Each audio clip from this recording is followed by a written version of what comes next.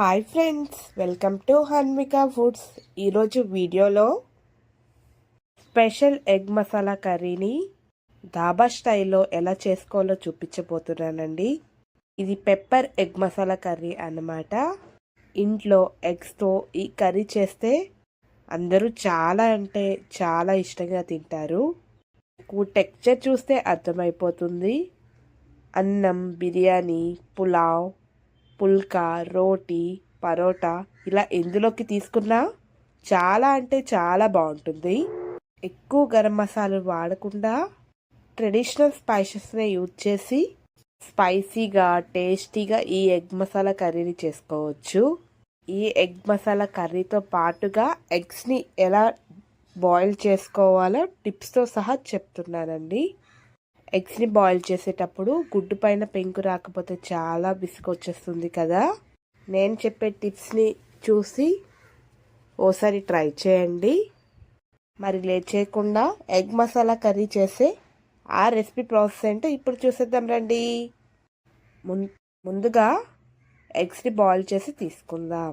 బౌల్తో water తీసుకొని water heat అవుతున్నప్పుడు 1 tea spoon salt తీసుకొని వాటర్ని వేడి చేయండి.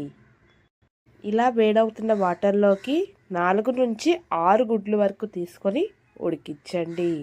మీకు కావాలంటే ఇక్కడ సాల్ట్ బదులుగా చిన్న నిమ్మ తొక్క రసాన్ని అలాగే నిమ్మ తొక్కను తీసుకొని బాగా ఉడికించండి. ఇలా ఉడికించడం వలన గుడ్లకు పైన ఉండే తొక్క అనేది ఈజీగా ఓడొచ్చేస్తుంది. ఇలా గుడ్లను తీసుకున్నాక 8 నుంచి 10 నిమిషాల పాటు బాగా ఉడికించండి. ఇలా గుడ్లు ఉడికించాక గుడ్లలో ఉండే వేడి నీళ్ళని తీసేసి చల్లని వాటర్ని తీసుకొని పైనుండే తొక్కల్ని తీసేద్దాం. చూడండి, ఈజీగా సెపరేట్ అయిపోతుంది కదా. ఈ టిప్స్ని యూజ్ చేస్తే గుడ్ల పైన ఉండే తొక్కల్ని ఈజీగా తీసేయవచ్చు. ఇలా గుడ్లన్నీ తొక్కలు తీసేసాక ఒక్కొక్క గుడ్డుని హాఫ్ కింద కట్ చేసుకుంటూ తీసుకుందాం. ఇప్పుడు ఈ ఎగ్ మసాలా కర్రీకి కావలసిన స్పెషల్ మసాలా పౌడర్ని ప్రిపేర్ చేసుకుందాం.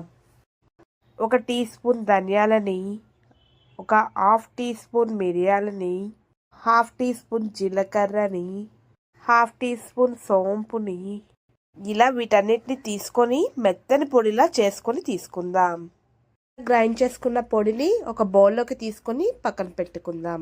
మళ్ళీ అదే మిక్సీ జార్లోకి 2 కట్ చేసిన టమాటా ముక్కల్ని, 2-3 పచ్చిమిరపకాయలని, కొంచెం పుదీనా ఆకుల్ని, అలాగే కొంచెం కొత్తిమీర ఆకుల్ని, ఇందులోకి 4-5 జీడిపప్పు పలుకులని, 2 టేబుల్ స్పూన్ల పెరుగుని, అలాగే 1/2 టీ స్పూన్ సాల్ట్ని తీసుకొని మెత్తని పేస్ట్లా ప్రిపేర్ చేసి తీసుకుందాం. ఇలా తీసుకున్న వీటిని పక్కన పెట్టుకుందాం. ప్యాన్లోకి 2 టేబుల్ స్పూన్ల ఆయిల్ని తీసుకొని ఆయిల్ వేడయ్యాక మనం ముందుగా కట్ చేసి పెట్టుకున్న గుడ్డు ముక్కల్ని ఇలా పచ్చసొన అనేది ప్యాన్కి అంటేలా బాల్ దాకా పెట్టి ఫ్రై చేసుకుందాం. ఇలా ఎగ్స్ అన్ని ఉల్టా పెట్టుకున్నాక ఇందులోకి కొంచెం సన్నగా తరుముకున్న ఉల్లిపాయ ముక్కల్ని, కొంచెం పసుపుని, కొంచెం కారం, కొంచెం ఉప్పుని ఇలా వీటన్నిటిని తీసుకొని నేను చూపించే విధంగా కదుపుతూ ఫ్రై చేయండి. ఇలా 1 సైడ్ రోస్ట్ అయ్యాక ఎగ్స్ని మళ్ళీ రివర్స్గా చేసుకుంటూ ఫ్రై చేయండి. 3 మినిట్స్ పాటుగా రోస్ట్ చేసుకుంటే సరిపోతుంది.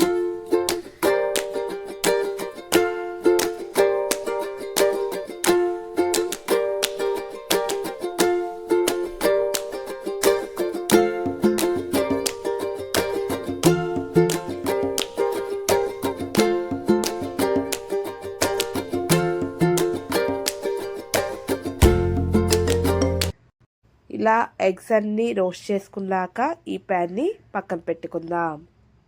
పెట్టుకొని ప్యాన్లోకి ఆయిల్ తీసుకొని సన్నగా తరుముకున్న 1 కప్పు వరకు ఉల్లిపాయ ముక్కల్ని తీసుకొని కలుపుతూ ఫ్రై చేయండి.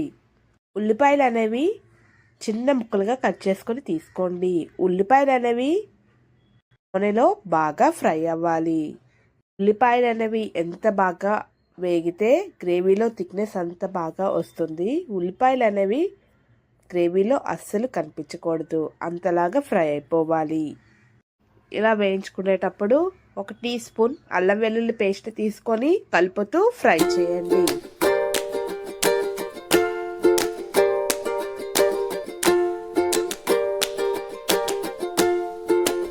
ఇలా ఫ్రై చేశాక మనం గ్రైండ్ చేసి పెట్టుకున్న గ్రేవీ పేస్ట్ మొత్తాన్ని తీసుకొని మధ్య మధ్యలో కలుపుతూ ఫ్రై చేయండి.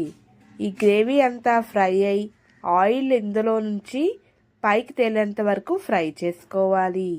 ఇలా ఫ్రై చేసేటప్పుడు లో టు మీడియం ఫ్లేమ్లో పెట్టి కలుపుతూ ఫ్రై చేయండి. ఇలా ఫ్రై చేశాక ఇందులోకి రుచికి సరిపడా ఉప్పుని, అలాగే చిటికెడు పసుపుని, మనం ముందుగా ప్రిపేర్ చేసి పెట్టుకున్న మసాలా పొడిని, 1 టీ స్పూన్ కారం, ఇలా వీటన్నిటిని తీసుకొని ఒకసారి బాగా కలపండి. ఒక 30 సెకండ్స్ వీటన్నిటిని కలుపుతూ ఫ్రై చేయండి. ఇలా ఫ్రై చేసుకున్నాక గ్రేవీ కన్సిస్టెన్సీకి సరిపడా వాటర్ని తీసుకొని ఉడికించండి. ఇలా వాటర్ని తీసుకున్నాక ఒక 5 నిమిషాలు ఉడికించండి. ఇలా ఉడికించడం వల్ల గ్రేవీ అనేది సెమీ థిక్నెస్గా వచ్చి ఇందులోని ఆయిల్ అనేది పైకి తేలుతుంది. ఇలా ఆయిల్ అనేది పైకి తేలినప్పుడు మనం ముందుగా ఫ్రై చేసి పెట్టుకున్న గుడ్లను తీసుకొని ఒకసారి బాగా కలుపుకుందాం. ఇలా ఒకసారి కలిపాక ఇందులోకి 2-3 పచ్చిమిరపకాయ ముక్కల్ని, అలాగే కొంచెం కస్తూరి మెంతిని, అలాగే కొంచెం కొత్తిమీర ఆకుల్ని తీసుకొని అంతా కలిసేలా ఒకసారి బాగా కలపండి. ఇలా ఒకసారి కలిపాక ఒక 2-3 నిమిషాలు ఉడికించండి. ఇలా ఎగ్స్ తీసుకున్నాక ఎక్కువసేపు బాయిల్ చేయాల్సిన అవసరం లేదు. ధాబా స్టైల్లో pepper egg masala curry ready అయిపోయింది. గ్రేవీగా చాలా టేస్టీగా ఉంటుంది. ఇంట్లో పార్టీస్కైనా స్పెషల్ అకేషన్స్కైనా ఓసారి తప్పకుండా ట్రై చేయండి. చాలా క్విక్గా, చాలా టేస్టీగా కుదురుతుంది. చపాతీ, రోటీ, పుల్కా, బిర్యానీ, పులావ్ ఇలా ఎందులోకి తీసుకున్నా చాలా అంటే చాలా బాగుంటుంది. ఈ వీడియో మీకు నచ్చినట్లయితే లైక్ చేసి మీ ఫ్రెండ్స్ అండ్ ఫ్యామిలీతో షేర్ చేసుకోండి. Thanks for watching.